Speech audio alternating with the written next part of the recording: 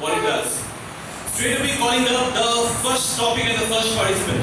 The first topic is, don't open a shop unless you like to smile.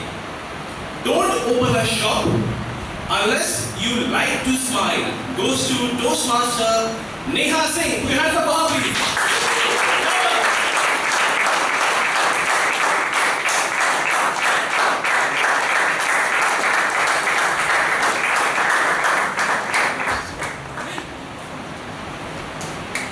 Don't open a shop until you know how to smile. Well, I can talk about myself.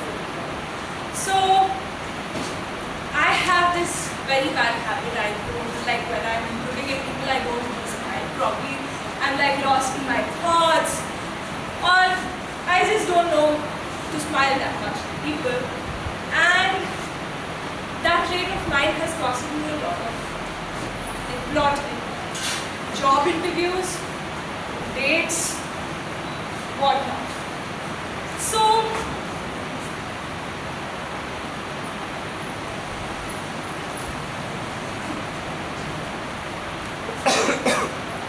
yeah, smiling is very important. Very, very important. As you can see here, like I'm smiling so that I can, pass through this. So yes, don't open a shop until you know how to smile. And that's about it. Thank you so much.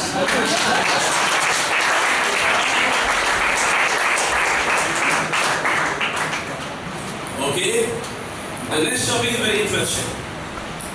A man in love mistakes a pimple for a dimple. A man in love mistakes a pimple for a dimple. Goes to Toastmaster and International President Lal Goli.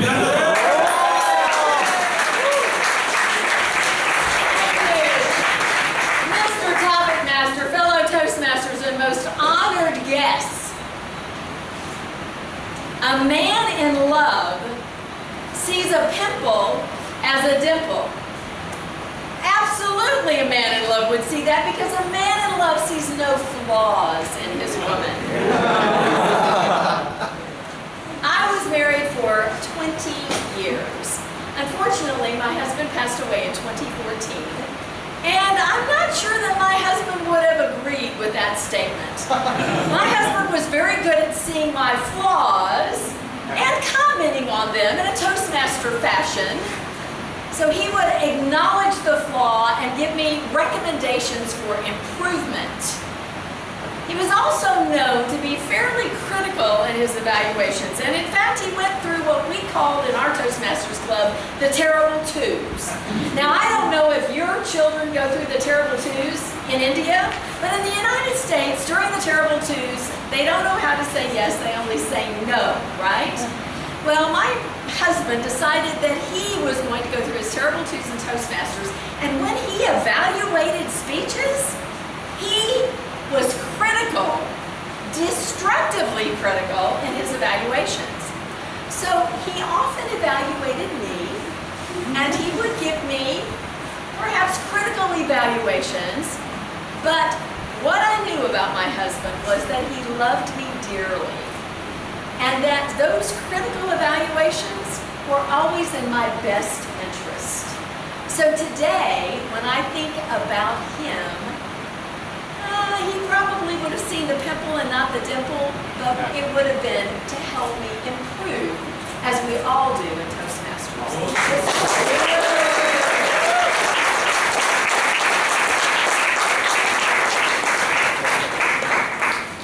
Well, the next topic. When elephants fight, it is the grass that suffers. When elephants fight, it is the grass that suffers. It goes to Toastmaster Sudipto. Put your hands up for him, please.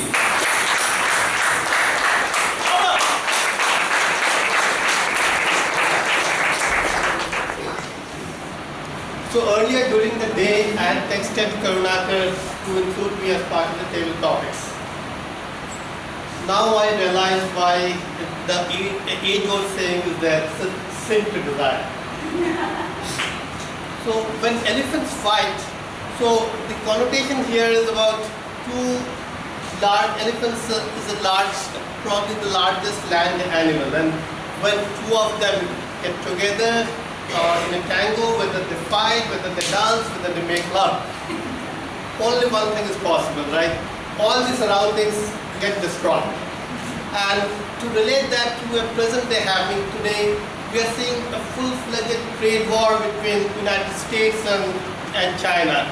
Albeit the two of the largest, probably not only the economies, the largest trade and business partners in the world. And because of that, you are seeing the stock markets around the world really crashing down.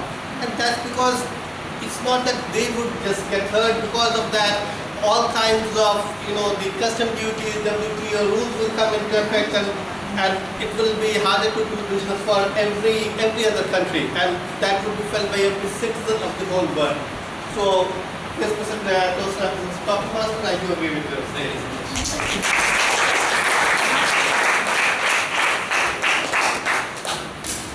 The next topic. After the game, the king and the pawn go into the same box. After the game, the king and the pawn go into the same box. Goes to Toastmaster Sudeep Kaur. Put your hands up for her, please.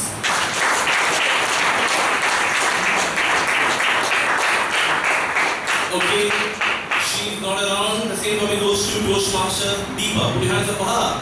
Put your hands up.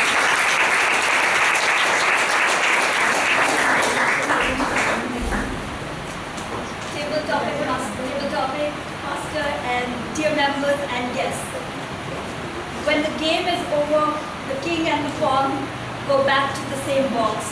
I have never heard of that saying before. But what I would like to think is that it implies that at the end of the day, all that matters is that it's a zero-sum game probably out there.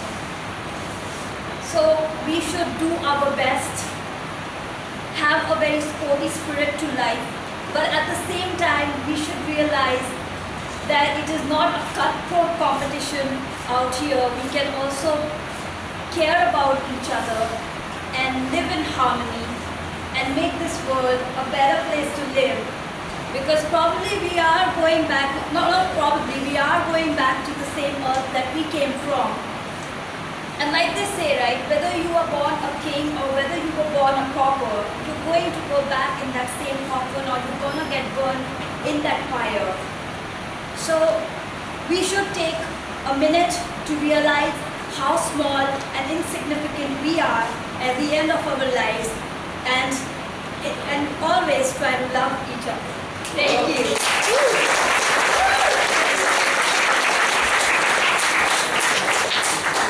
Now, because of the time constraint, the next two speakers will be getting just 1 minute each. The next topic: life without a friend is death without a witness. Life without a friend is death without a witness. Goes to Toastmaster Shilpa Samuel. Put your hand up, please.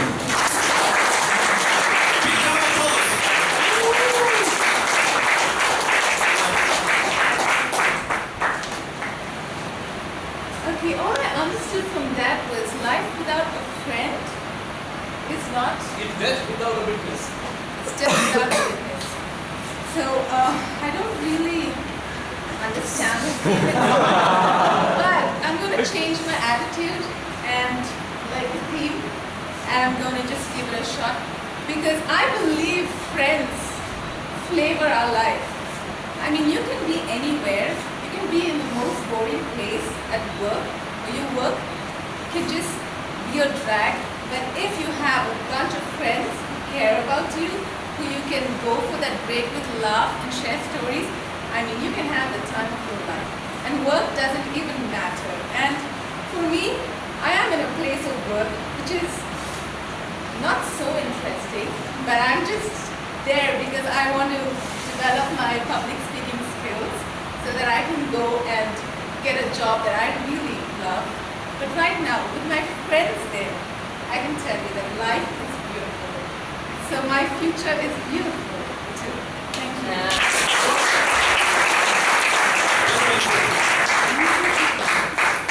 And now the last topic of this evening. There is no robber worse than a bad book. There is no robber worse than a bad book. Goes to China. Put your hands up for him, please.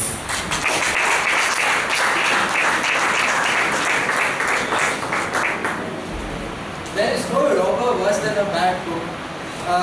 Yeah, actually, I know I personally completely relate to it because just today morning I was studying calculus and I was studying it from the wrong textbook. So studying it from the wrong textbook wastes a lot of time. Like if you have an exam in 3 days, if you pick up the wrong textbook, if you pick up a textbook that's too complicated for your exam, you will fail your exam. Not only will you fail your exam the 3 days that you spent studying it, it was a waste. You did not learn anything, your exam was a failure. It's basically a complete washout. So a bad book is a waste of your time, it's a waste of your energy, waste of your education, and above all, it hurts you in the future. It comes to bite you later on. So whenever you buy a book or when you read a book, try to go through its reviews, try to go through what it's about, and only then read it because you don't want to waste your time.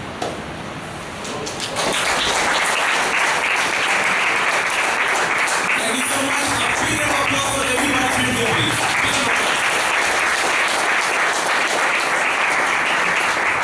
Okay, was the topic stuff? Yes. One of my mentors, Pawas Chandra, clearly told me that you learn tough things and great things in your life when you are made uncomfortable. Say yes, great amount of learning. Back to the MC. Put your hands up for me, please. We give him that topic to talk on that. Others, please come, let's have the other topic. Thank you.